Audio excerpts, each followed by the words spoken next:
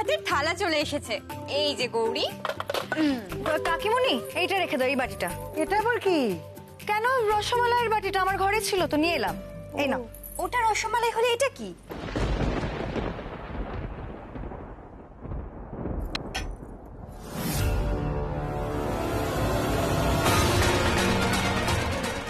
কি মন্দির থেকে আনা ভোগের পরমান্নের পাত্রটা কোথায়? দিদি ভাই, একবার মুখে দিয়ে দেখতো ওটা কি। অনাদিং সুরাদিং মখাদিং ভবাদিং স্বরূপং ত্বদীয়ং ন বিদ্যন্তি দেবা জগন্মোহিনীয়ং তু বাগ্বাদিনীয়ং সুরিৎপোষিণী শত্রু সংহারিণীয়ং। এটা তো পায়েস।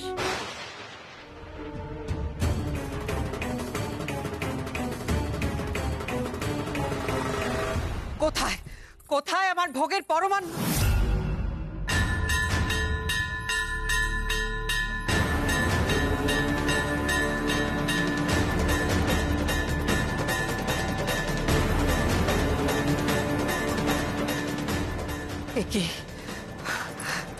এটা কি করে হলো?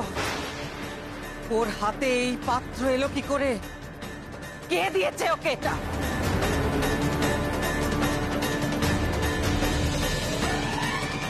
কি হয়েছে শৈল? বাটিটা ওর হাতে এসেছে, তাতে সমস্যাটা কি হয়েছে? এই পাত্রে ভোগের পরমান্ন ছিল, এই মেয়ের হাতে পাত্রটা এলো কি করে?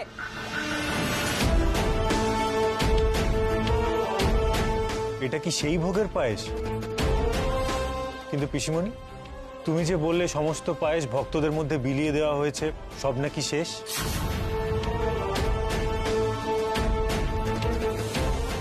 তাহলে এই পায়েসটা এলো কোথা থেকে?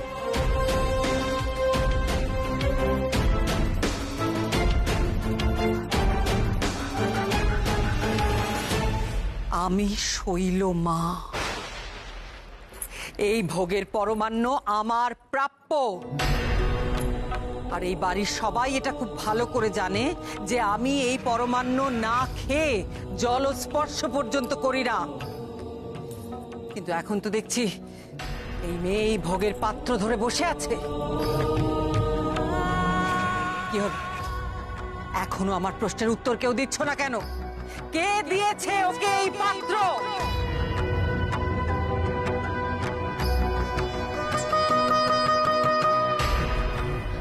বিশ্বাস করুন আমি। গৌরী, সব ব্যাপারে ভয় পাওয়াটা এবার একটু বন্ধ করো তো। তোমার এখানে কথা কে বলতে বলেছে? চুপ করো। কি হলো, সবাই চুপ করে আছো কেন? বলো।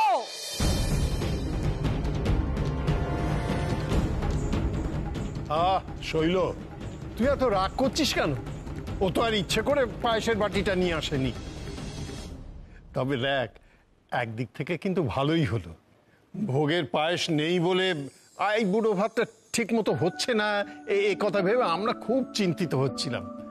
এখন সে সমস্যা আর রইল না, হ্যাঁ কি তাই না?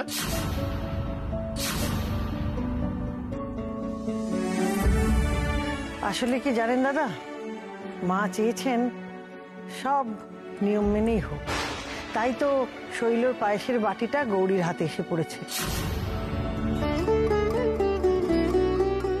সবই মায়ের লীলা।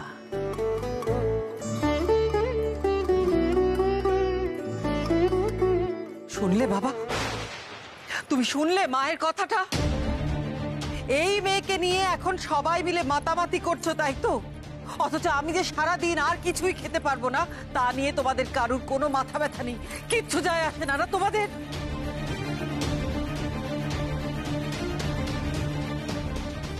শৈল, শান্ত হও, এখানে সিন ক্রিয়েট করো না। সত্যি শৈলমা তো মায়ের অবতার, তাই ওনার হাত ধরেই আমার আইবুড়ো ভাতের নিয়ম রক্ষা হলো। দিদি ভাই আয়, তোকে আরেকটু খাইয়ে দিই।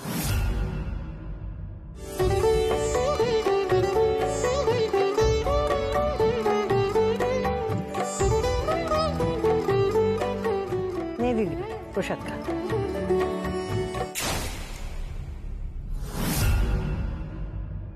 দাদু ভাই তুই একটু মুখে দে, আয়। ছোট ঠাম্মি, গৌরী তো খেলো, আবার আমাকেও খেতে হবে?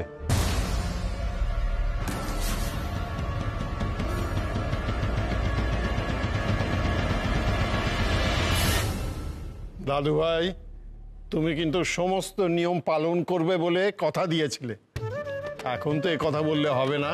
হ্যাঁ, নাও নাও, খেয়ে নাও। শান, বাবা ঝামেলা করিস না, খেয়ে নেবো।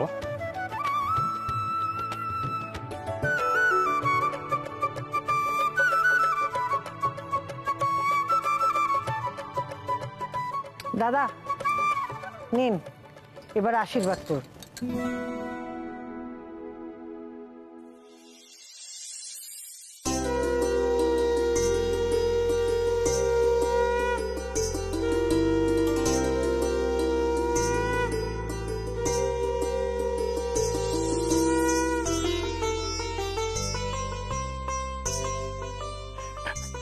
থাক থাক মা, থাক থাক, ভালো থাকো, সুখী হও।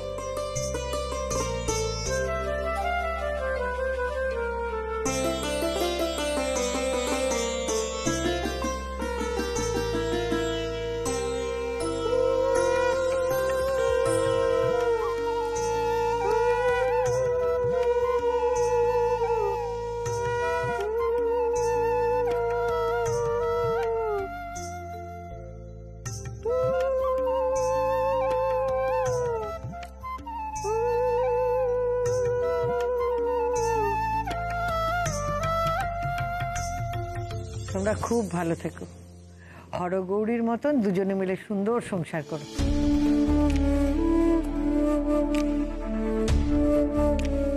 বড় খোকা, বড় বৌমা, এসো, এবার তোমরা আশীর্বাদ করবে, এসো। না,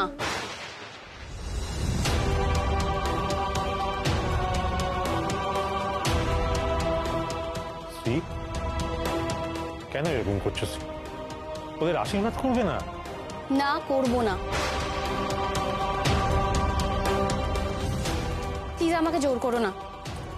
যে ব্যাপারটা আমি মন থেকে মেনেই নিতে পারছি না, সেখানে আমার আশীর্বাদ করাও যা, না করাও তা। আচ্ছা বেশ শান, তাহলে তোদের বাবা আর মা এই দুজনের আশীর্বাদই আমি একাই করে দিই। কেন বাবা, তুমি শুধুমাত্র তোমার ভাগের আশীর্বাদটুকুই করবে, আর আমরা সেটাই মাথা পেতে নেব।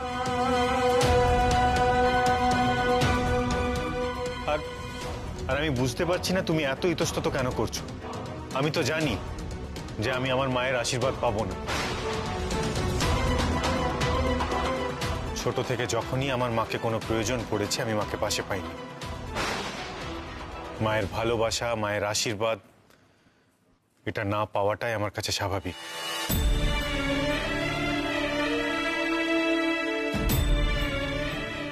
হয়তো গৌরীর খারাপ লাগছে, কিন্তু আস্তে আস্তে ওরও হয়ে যাবে।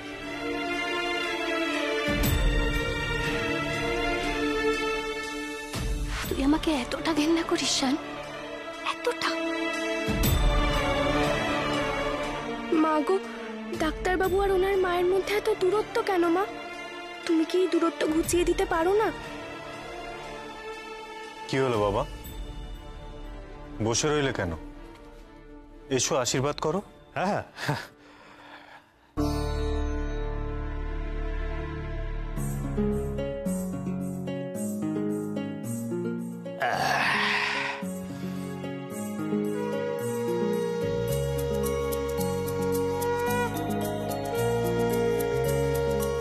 দেখি মা।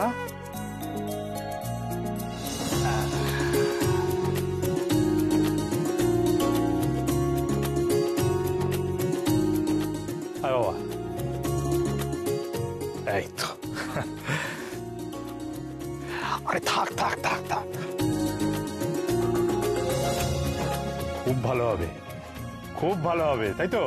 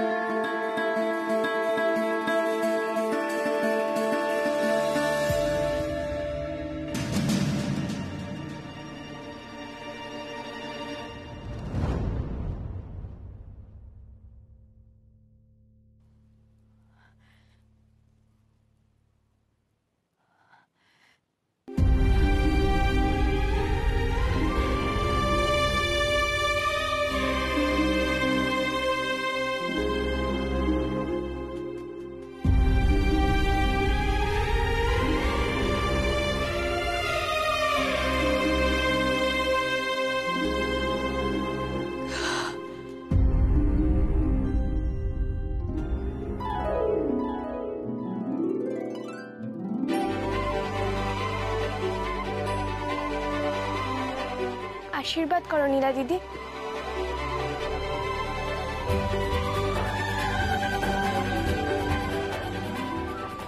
আচ্ছা কি হচ্ছেটা কি এখানে? তুমি ওর বাঁ হাতটা নিজের মাথায় নিয়ে নিলে। তুমি কি এইটুকুও জানো না যে বাঁ হাত দিয়ে কাউকে আশীর্বাদ করা যায় না?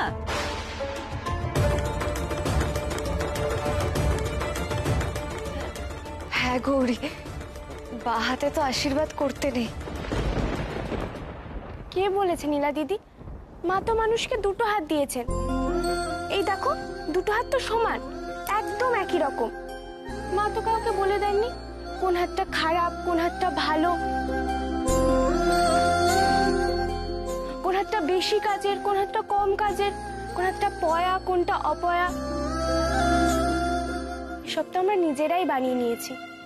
আশীর্বাদ তো মনের ব্যাপার নীলা দিদি। সে তুমি বাঁ হাতে করো কি ডান হাতে, আমি জানি তুমি আমাকে মন থেকেই আশীর্বাদ করছো।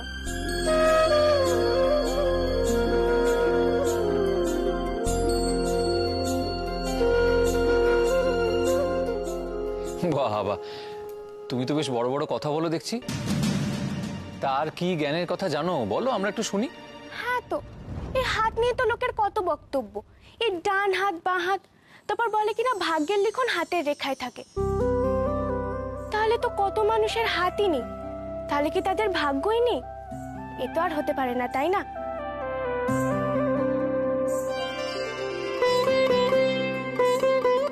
মানুষের ভাগ্য ঠিক হয় তার কর্মে। কথায় আছে না, মানুষের কাজই তার পরিচয়। মানুষের কাজ দেখেই মা তার ভাগ্য ঠিক করে। যে যেমন কাজ করবে তার তেমন ভাগ্য হবে, তাই না?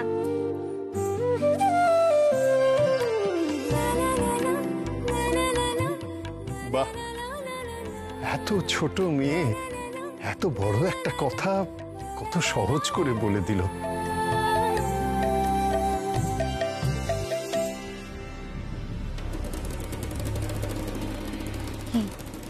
মেয়েটাকে যতটা সহজ সরল গাইয়া ভেবেছিলাম ততটা নয়। তাই তো দেখছি। গৌরী কি কঠিন একটা কথা বলে দিল, তাই না? তুমি কেঁদো না নীলা দিদি। তোমায় এই হাত নিয়ে একদিন যা বলেছিলাম আজও তাই বলছি। মা সবাইকে খুব মেপে দেয় গো, আর যা করে ভালোর জন্য। তোমার এই হাতটা হয়তো একটু কমজোরি, কিন্তু মনটা কত বড়। দোষ তো আমাদের দেখার গো, আমরা শুধু বাইরেটাই দেখি, ভেতরটা কখনোই দেখতে চাই না। আমাকে আশীর্বাদ করো নীলা দিদি।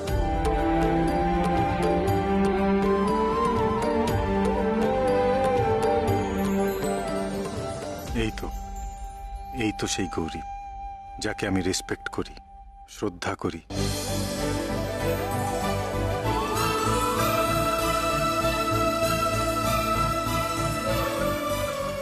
তোমায় প্রাণ ভরে আশীর্বাদ করি গৌরী, তোমরা খুব সুখী হও।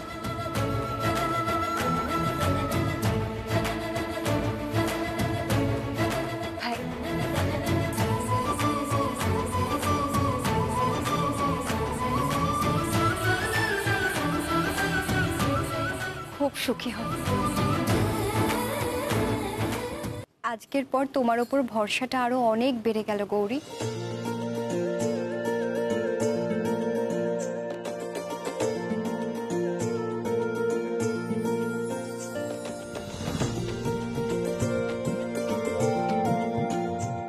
ঈশান, গৌরী খুব ভালো মেয়ে, ওকে যত্নে রেখো।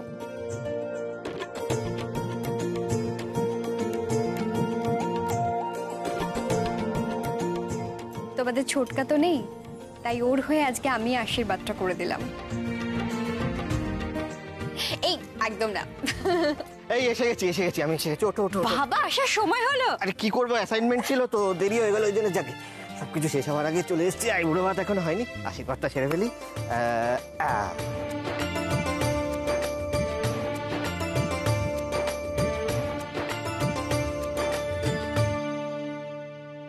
খুব বন্ধুত্ব হয়েছে না তোদের ননদ ভাজে? মেনে নিয়েছিস তো তোর ভাইয়ের বউকে? কেন মেনে নেব না? বাড়ির বউকে মেনে না নেবার যে কি কষ্ট সেটা আমি খুব ভালো করে বুঝি মা। তোমার আর কি, এবারে সবাই তোমাকে পছন্দ করে ভালোবেসে বরণ করে ঘরে তুলেছে, কিন্তু আমাকে তা করেনি। তাই আমি গৌরীর কষ্টটা খুব ভালো করে বুঝি। আর যাই হয়ে যাক, এই একই কষ্ট অন্য কোনো মেয়ে পাক সেটা আমি কোনোদিনও হতে দেব না। ছাড়ো, বাদ দাও এসব কথা, তুমি বুঝবে না।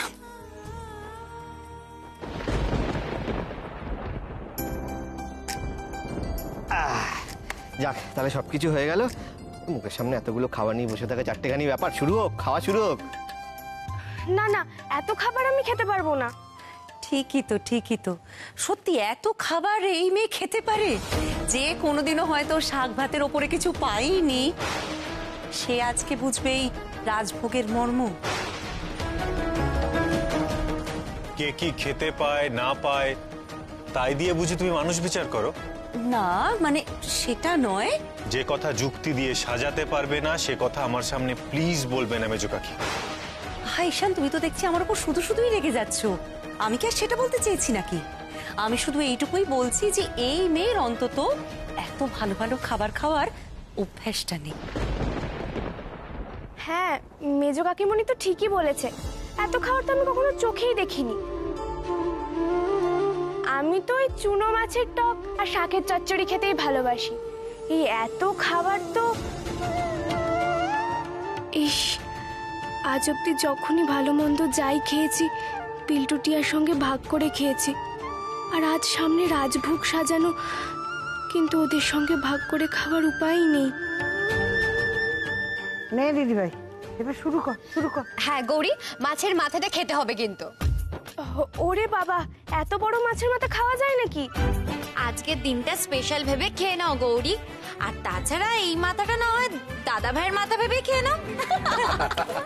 দাদা ভাইয়ের মাথাটা কিন্তু বেশ শক্ত, সহজে খাওয়া যায় না। তোরা আবার বাজে বকা শুরু করেছিস? একটু চুপ করে বসে থাকতে পারিস না?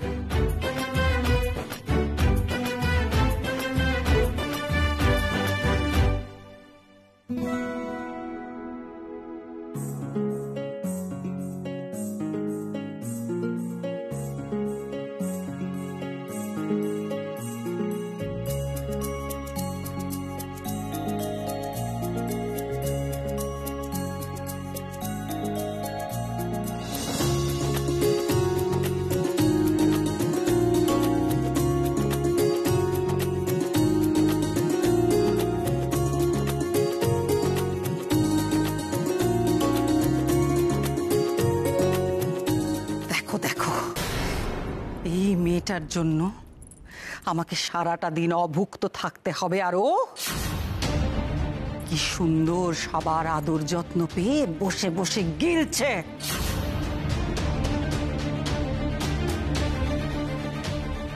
খাও গৌরী, খাও, মন ভরে খাও। আমিও প্রতিজ্ঞা করছি, তোমার এই খাওয়াই হবে তোমার জীবনের শেষ খাওয়া।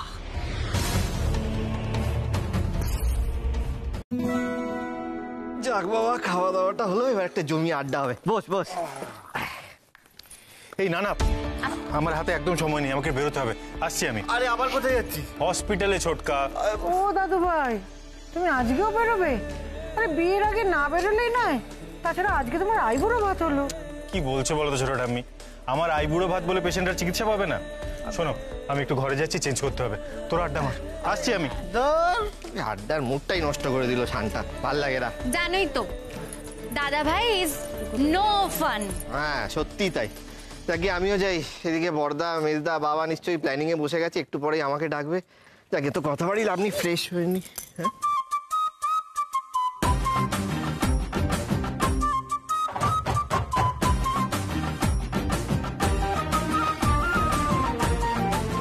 দেখেছো, যেই দেখেছে বর বেরোচ্ছে অমনি পেছন পেছন দৌড়েছে। এরা ভালোই আছে, কখনো ঈশানের পেছন পেছন গৌরী দৌড়চ্ছে, আবার কখনো গৌরীর পেছন পেছন ঈশান দৌড়চ্ছে। গৌরী কোথায় গেল? খাওয়া দাওয়া হয়ে গেছে তো বোধহয় একটু বিশ্রাম নিতে। ও হ্যাঁ, যাক। হ্যাঁ, ওর বিশ্রামই দরকার। সন্ধেবেলায় আবার ওর শৈল মায়ের পরীক্ষা আছে। পরীক্ষা মানে? হ্যাঁ, কিসের পরীক্ষা? শোনো না, আমি তোমাকে বলছি, ঘরে চলো।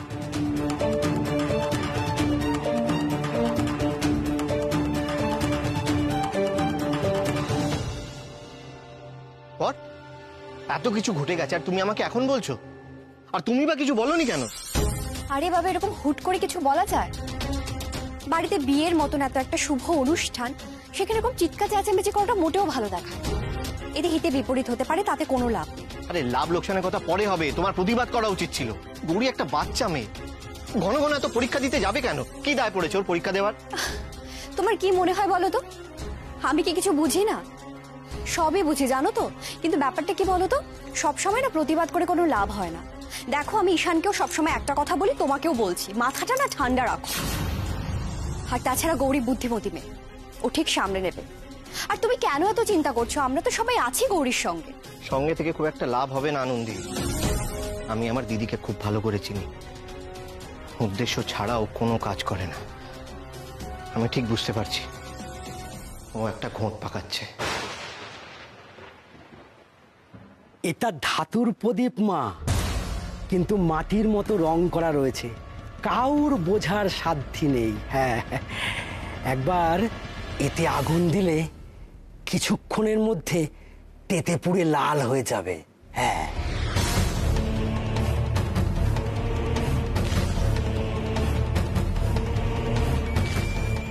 আজ আরতির সময় গৌরী বুঝবে শৈল মায়ের ইচ্ছের বিরুদ্ধে কিছু হলে তার পরিণতি কি হয়।